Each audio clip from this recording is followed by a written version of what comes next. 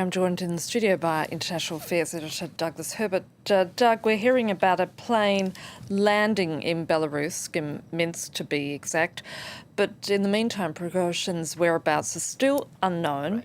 He's believed to be heading to Belarus under the terms of that deal announced by the Belarusian President Lukashenko. But what more do we know about the deal indeed? We know very little.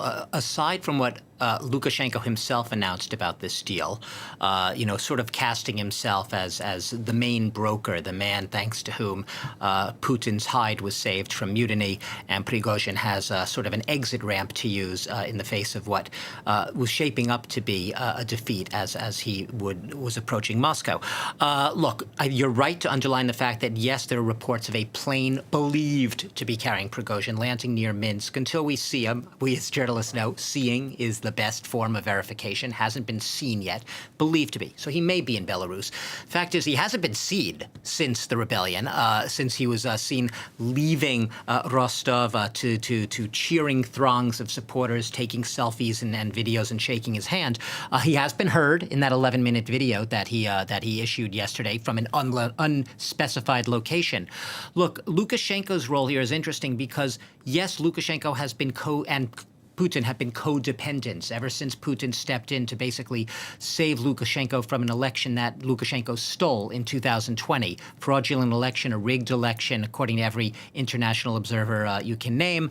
Putin has seen, hasn't explicitly called him that, but has probably seen Lukashenko as a vassal, someone who is dependent on him, and Lukashenko knew it, especially Lukashenko's economy, crippled more than ever after the pandemic because of sanctions, reliant on Putin. This move, and the reason Lukashenko has such an interest in playing up his role in brokering this pact and bailing out Putin, is because of that dependency.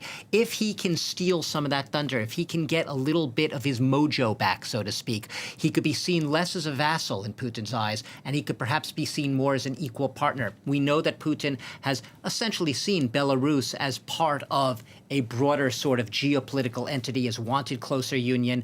Lukashenko's had no choice but to sort of nod submissively to it. But there is no love lost, really, I don't think, between Lukashenko and Putin. These are not men who love each other. These are men who needed each other. They knew it. So Lukashenko's role will hopefully become clearer in the coming days and weeks. But what is clear is he is the biggest beneficiary, narrative-wise right now, of this failed mutiny, because he's the man seen as having saved the day, in a sense, for both men.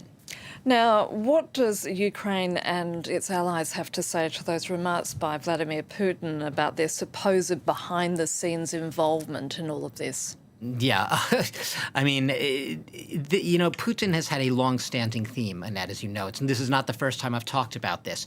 The theme, the narrative being a narrative that has been, basically thundered on about by the state-controlled media, that the West is uniquely vendetta-bent and hell-bent on destroying and humiliating Mother Russia. This is a narrative of the West against Russia. We are protecting our motherland, Mother Russia, against these evildoers out to get us, and the neo-Nazis in Ukraine, as he calls them. What the West knows, if nothing else about Putin, is it knows that narrative by heart. The West was ready for the remarks that Putin gave in this less than 5-minute, but visibly angry, if not irate, speech, lashing out at the West, essentially accusing the West, Ukraine and its allies, of fomenting what's now being called the Prigozhin rebellion. Fomenting it, why? Because anything that divides Russia, anything that helps humiliate Russia, weakens Russia, brings Russia to its knees, anything to that extent is good for the West. Biden, basically, he has had none of it. They knew this was coming. Even as it was unfolding, the rebellion, they made it very clear. U.S. not involved. We are not involved in this. They were watching it unfold. Biden did convene a conference call at the White House with allies as it was unfolding to coordinate, to try to, keep tabs on what was happening. They're naturally concerned about it, but we have nothing to do with it. They were basically trying to steal Putin's thunder, steal that narrative, deprive him of that West against Russia narrative before it could even come out of his mouth. Doug Herbert, thank you so much for that.